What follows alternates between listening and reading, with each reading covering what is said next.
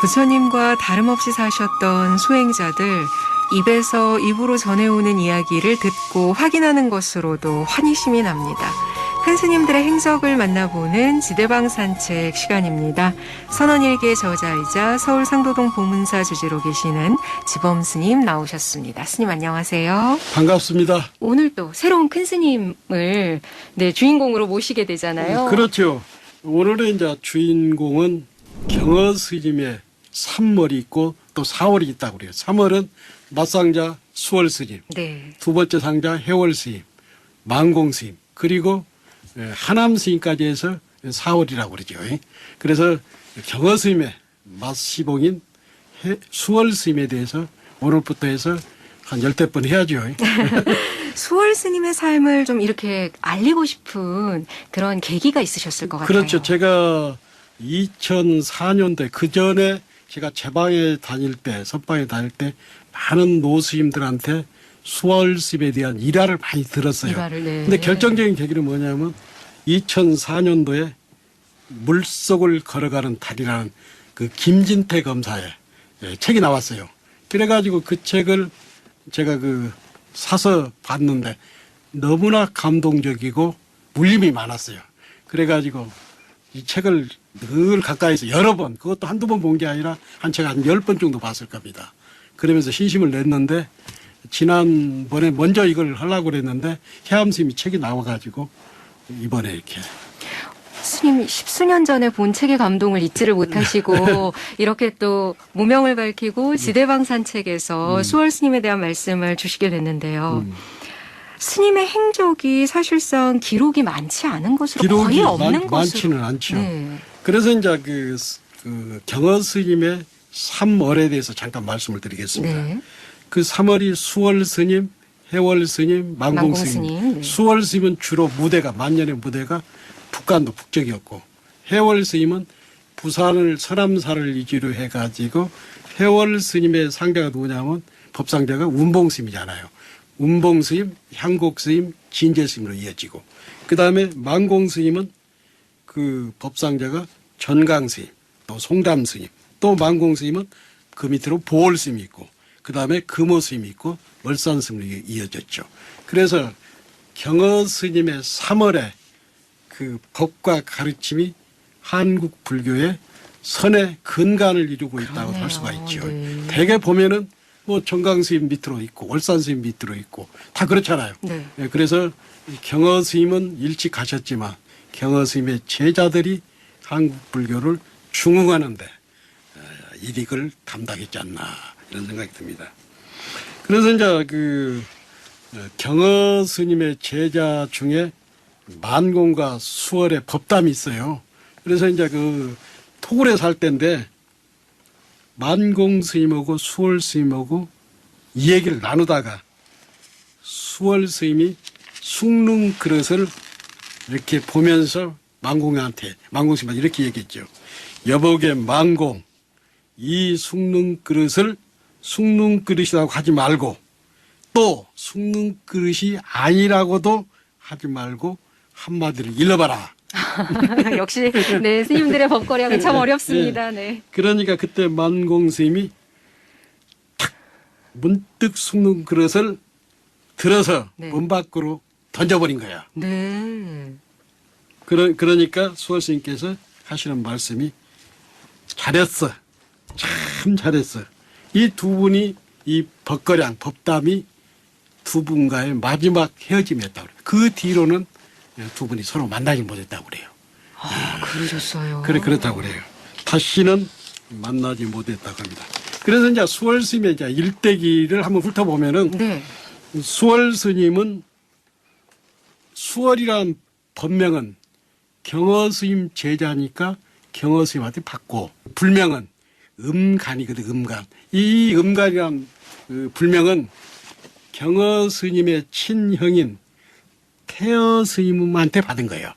태허 스님한테. 그러니까 경허 스님이 친형인 태허 스님이 호로머니를 모시고 박씨 부인이죠. 박씨를 모시고 천장암에서 주지를 했는데 경허 스님께서 동학사에서 깨달음을 얻어가지고 천장암이 오잖아요. 그래서 1년 3개월 동안 보림을 하잖아요. 네. 그때 이제 그 친형이 천장암의 주지였고 어머니께서 또 같이 사는 거예요. 그러니까 이제 수월 스님은 1855년에 태어났다고 그래요. 그래서 이제 수월 스님을 어떤 물감이나 붓으로 그려낼 수 없는 영원한 뜰 앞에 잣나무다고 그래요. 그분이 마음이 그렇고 그분의 말씀이 그렇고 수월의 삶이 그렇다.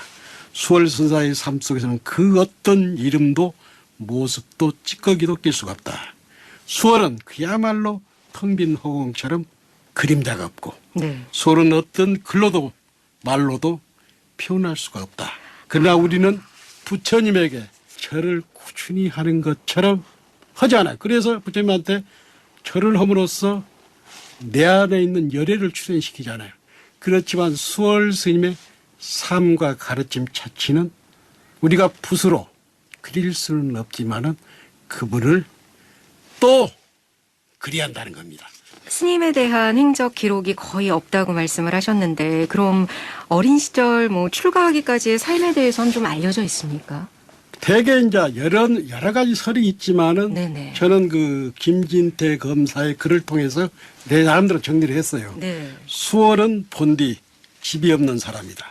실제로 수월에 관한 전해오는 기록은 전부 없고 네. 노스님들의 구전을 통해 그나마 듣고 있었어요. 아. 특히 출생과 젊은 시절에 관한 이야기는 네. 서로 다른 주장들이 있어요. 그도 그럴 것이 수월은 단 한 번도 자신의 성과 이름과 고향에 대해서 말한 적이 없어요. 그러시군요. 단지 집신 삼는 일을 방해하고 싶지 않았어요. 그런데 발밑에 일만 살피고 떠나간 선사가 수월스이며 불교 사전을 보니까 수월 선사가 1855년 충청남도 홍성군 구안면 신곡리에 태어났다고 기록이 돼 있어요. 네. 그렇지만 이것도 확실치 않다고 그래요. 아. 아무튼 출가는 천장암에서 멀지 않은 홍성 땅 어디선가 하셨군요. 수월 선사의 고향이라고 그래요. 그래서 이 사실이든 아니든 수월 스님의 일생은 글가는 그러고는 담을 쌓고 살다가 행적으로 볼 때 아마도 일자무식 까막눈 선사라고 단정해도 무리는 아닐 것 같아요. 아. 어려서부터 부모를 잃은 뒤 어떤 부잣집에 들어가 머슴살이를 하면 자랐다고 머슴살이를. 그래서 성품은 단순하고 순박하고 하루 종일 일만 했지 말이 없었다고 그래요. 고기도 술도 싫어했고 미생물을 자기 몸처럼 맡기고 특히 수월 스님은 소를 좋아했다. 소를 좋아했다. 소는 둘도 없는 친구였다고 그래요. 아. 수월은 잠이 없었다고 그래요. 잠이. 네. 잠이 없고 새벽에 닭이 울 때까지 방에 앉아서 일을 했고 달밤에는 나가서 손이 없는 집 있잖아요. 손이 없는 집 가서 그 집에 일을 도왔다고 그래요. 그런데 수월이 그렇게 해서 머슴살이 하는데 가끔 수덕사, 정회사, 천장암, 개심사의 그 탁발승들이 와가지고 부잣집에 와가지고 그렇죠. 수월하고 네, 같이 네. 자게 돼요. 수월이 이제 수월 선사가 사람이 좋다 보니까 그 객스님들이 그 머슴방에 자는 거예요. 네네. 그러면서 이제 자면서 어찌되었건 그 선사들이 수행, 깨달음, 불교가 무엇인가를 늘 설법을 했는데 근데 그 수월이라는 그 머슴이 아주 경청을 하면서 신심을 냈다고 그래요. 그렇게 또 불교와 네. 인연을 네, 맺을 수 있었네요. 그렇죠. 그때 이제 수월의 나이 30이 가까운 어느 날 늦가을밤 어느 날 수월의 방에 묵게 된 어느 선사가 전해준 수행 일화에 이 발심 출가하게 돼요. 네. 근데 어서 빨리 이 수월이 출가하고 싶은데 이게 주인이 수월을 굉장히 아꼈죠. 일도 잘하고 말이 없고 부지런하다 보니까. 그러면서 벽장에서 가죽신을 딱 던져주면서 이 신발이 떨어지면은 출가를 하라는 거예요. 그런데 순진한 수월은 그 신발을 신고 일을 하는데도 신발이 안 떨어지잖아요. 가죽신이. 그래가지고 그 기간이 한 2년 정도 됐다고. 아, 그렇군요. 근데 객스님이 딱 와서 신발 떨어지는 방법을 알아챈 거예요. 달밤에 들녘에 나가서 볏짚을 발로 차나가는 거야. 그래서 순진한 수월은 그 가죽신을 신고 들녘에 나가서 달밤에 밤새도록. 볏짚을 찬 거예요. 네. 떨어졌을까요, 가족신? 그래서 수월은 가을 밤마다 논밭으로 나가 벼포기를 걷어차며 외쳤다. 뭐라고 외쳤냐? 나를 놓아다오. 나를 풀어다오 하면서 수월은 굳은 결심, 쉽게 말 출가의 결심 네, 앞에 네. 그토록 질긴 가죽신도 뱀이 허물을 벗듯 무너져 내렸잖아요. 이튿날 그 새벽 수월은 정든 소를 어루만지면서 다시는 돌아올 필요가 없는 먼 길을 떠나게 돼요. 수월은 출가 전 일만 하면서 살았다. 들판은 그의 교실이었고 일은 그의 교과서였다. 지게를 지면 힘이 솟고 들길을 걸으면 너무 좋아 눈물이 났다고 그래요. 그렇지만은 출가 결심을 했기 때문에 수월은 새벽에 천장암으로 가잖아요. 네, 알겠습니다. 그렇게 이제 출가의 뜻을 이루게 되시는군요. 오늘 수월 스님 그 첫 번째 시간 스님께서 이렇게 전해주시니까 청취자 여러분들께서 너무 잘 듣고 아, 있다고. 그래요? 예, 자료조차 많이 남아있지 않기 때문에 그래서 더 이 시간이 앞으로 기대가 되고 소중하게 느껴집니다. 스님, 다음 이 시간 또 기대하도록 하겠습니다. 물속을 걷는 달이라 칭함을 받는 수월 스님, 알려지지 않은 이야기들 다음 시간 기대하면서 오늘은 지대방산책 여기까지 말씀 듣겠습니다. 상도동 보문사 지범 스님이셨습니다. 스님 감사합니다. 감사합니다.